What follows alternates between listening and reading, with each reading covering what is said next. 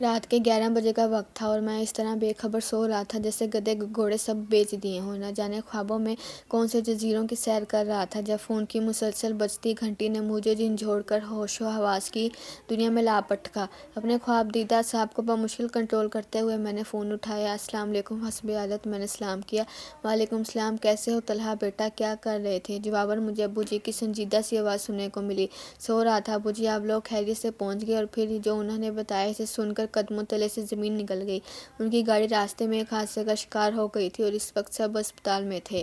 اگرچہ بقول ان کے فکر کی کوئی بات نہیں تھی اور وہ سب معمولی زخمی تھے، لیکن ان کی پریشان لب و لہجہ اور غیر معمولی انداز گفتگو مجھے کسی انہونی کا پتہ دے رہے تھے، لہٰذا میں نے فوراً روانگی کا پروگرام بنایا۔ اگرچہ ابو جی اس وقت مجھے سفر سے منع کر رہے تھے، لیکن میرا رکنا اب ناممکن ہو چکا تھا اور دل چاہ رہا تھا کہ اڑ کر ان کے پاس پہنچ جاؤں۔ میرے والدین، خالہ، خالو، میری چھوٹی بہن، سب قریبی رشتہ داروں کی شادی میں شرکت کرنے آج شام ہی حیدرآباد روانہ ہوئے تھے۔ میں اپنے امتحانات کی وجہ سے گھر پر رک گیا تھا۔ میری خالہ اور خالو ہمارے گھر سے 2 گلیاں چھوڑ کر ہی رہتے تھے اور ہمارے ان سے بہت خوشگوار مراسم تھے۔ خالہ خالو نہایت شفیق، پرخلوص و زندہ دل تھے۔ اللہ تعالیٰ نے ان کو ہر دنیاوی نعمت سے نوازا تھا سوائے اولاد کے، لیکن انہوں نے اس کمی کو اپنی زندگی کا رخ بنانے کے بجائے تقدیر کا لکھا جان کر اسے سمجھوتا کر لیا تھا۔ مجھے اور میری چھوٹی بہن گڑیا کو وہ اپنی اولاد ہی سمجھتے تھے اور تمام تر محبت ہم پر نچھاور کرتے تھے۔ نتیجتاً ہم دونوں بھی انہیں والدین جیسے مقام دیتے تھے۔ میں نے رات بھر جاگ کر پیپرز کی تیاری کی تھی۔ پیپرز کے بعد جب میں گھر آیا تو سب کے ساتھ اتنا مصروف رہا کہ وقت گزرنے کا پتہ ہی نہیں چلا۔ شام کو جب مجھے ڈھیروں دعائیں دے کر روانہ ہوئے تو میرا تھکن سے برا حال تھا۔ رات کا کھانا کھا کر نماز ادا کرتے ہی مجھ پر نیند کا اس قدر شدید غلبہ ہوا کہ میں لمحوں میں غافل ہو گیا۔ فوراً ہی تیار ہو کر روانہ ہو گیا۔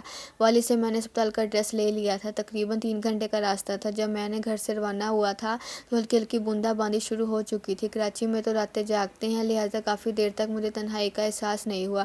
راستے روشن تھے اور لوگ بھی گھومتے پھرتے نظر آ رہے تھے۔ آدھے گھنٹے بعد بوندا باندی نے موسلا دھار بارش کی شکل اختیار کر لی۔ اب تک میں شہر سے بھی کافی دور آ چکا تھا، لہٰذا ٹریفک بھی بہت کم ہو گیا تھا۔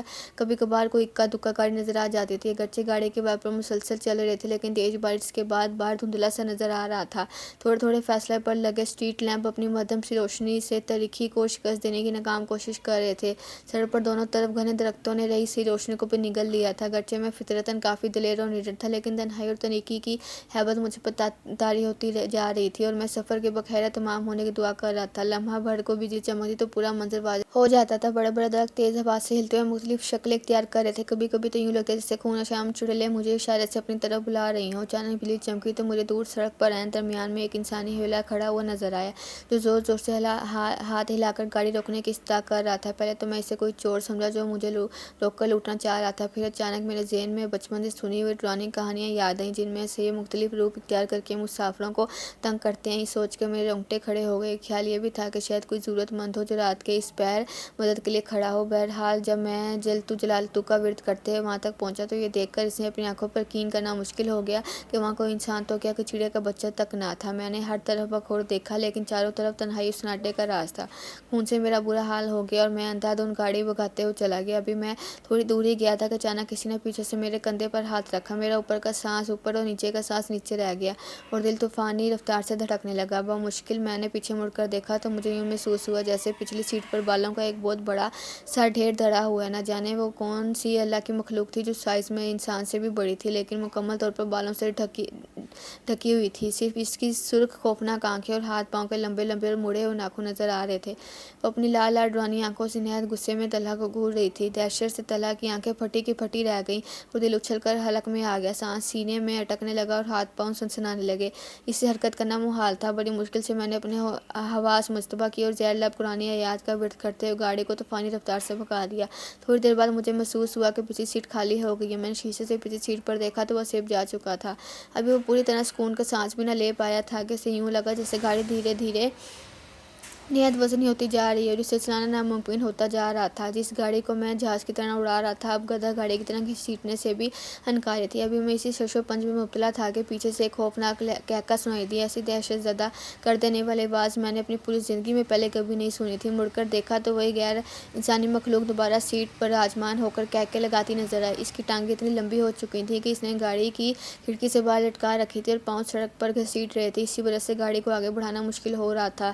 یہ دیکھ کر میری मेरी रीढ़ की हड्डी में खौफ की लहर दौड़ गई और मैंने बाबाज़ बुलंद कुरान याद और आयतुल कुर्सी पढ़ना शुरू कर दी। थोड़ी देर बाद गाड़ी फिर हल्की होकर तेज़ी से रवां दवां हो गई। इसके बाद गायें बकाएं ये तमाशा चलता रहा। कभी वो बुला पिछले और कभी आगे इसी मेरे साथ वाली सीट पर बैठी नजर आती, कभी कहके लगाना शुरू कर देती और कभी निहायत गुस्से से मुझे घूरती। मैंने दुआओं का विद जारी रखा और तेज़ी से गाड़ी भगाता रहा। घंटा भर में शहर के आसान नजर आने लगे तो वो मखलूक यक्का गायब हो गई और मैंने अल्लाह का शुक्र अदा किया कि मैं बगैर कोई नुकसान पहुँचे मेरा पीछा छोड़ दिया। अभी मैं इस अस्पताल से 15 मिनट के फासले पर था कि फिर मुझे शौक लगा। रात की तारीकी और मूसलाधार बारिश में खालू एक स्ट्रीट लैंप के नीचे खड़े नजर आए। मैंने ब्रेक पर पाँव दबाया तो गाड़ी सड़क पर दूर तक घसीटती चली गई। खालू तेज तेज चलते हुए आए और फ्रंट सीट का दरवाज़ा खोलकर मेरे साथ बैठ गए। इतनी तेज बारिश में खड़े होने के बावजूद दिन का लिबास बिल्कुल खुश्क था। मैंने निहायत हैरत से इनसे पूछा कि वो यहाँ क्या कर रहे थे तो उन्होंने धीरे से कहा, बस बेटा यूं ही खड़ा था।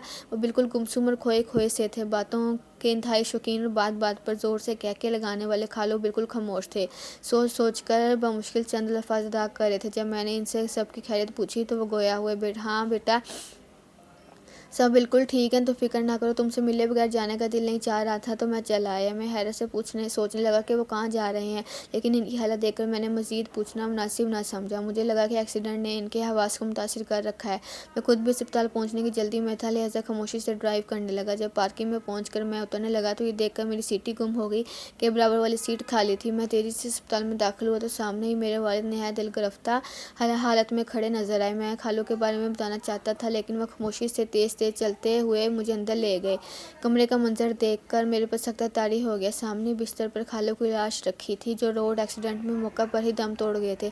अम्मी और खाला मुझे देखकर लपक कर आई और मुझसे लिपट कर फूट फूट कर रोने लगे, लेकिन मैं अपने हवासों में एक था जो उन्हें तसल्ली देता। मैं तो हैरत से कहीं खड़ा था, ये सोच रहा था कि खालू एक्सीडेंट के वक्त ही इंतकाल कर गए थे तो अभी मेरे साथ गाड़ी में कौन था। क्या इनकी मोहब्बत वाकई इतनी शदीद थी कि इससे मिले बगैर जाने का इनका दिल रजामंद ना था। यही वो मामा था जो कभी मुझसे सुलझ नहीं सका।